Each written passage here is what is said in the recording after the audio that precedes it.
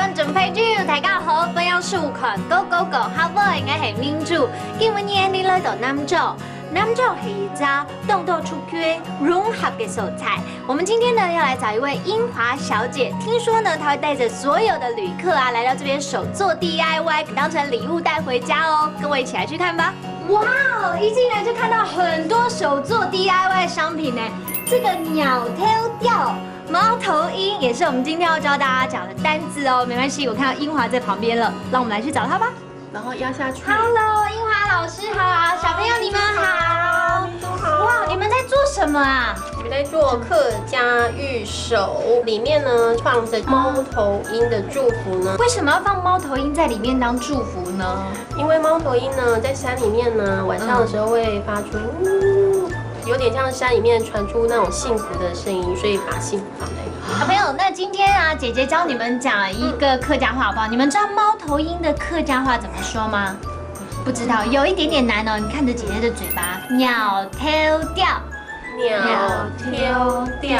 做好这个玉手，是不是可以给人家带回家当礼物，对不对？那这个呢，礼物的客家话就是电炉，电炉有没有平平的音？刚好是同一个音节，电炉。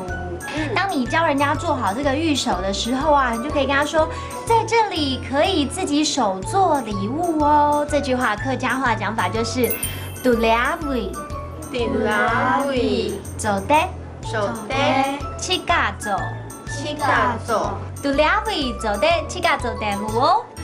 今天我们跟着英华老师，还有2个可爱的小朋友，手做自己的幸福玉手。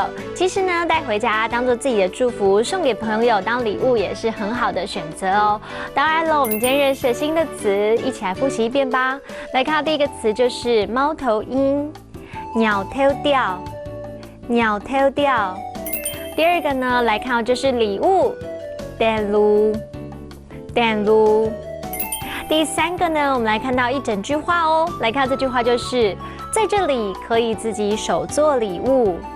杜里阿伟走得起嘎走电路，杜里阿伟走得起嘎走电路。下一次来到南庄的时候，别忘了也去找英华老师手做自己的幸福玉手吧。我们下次见喽，拜拜。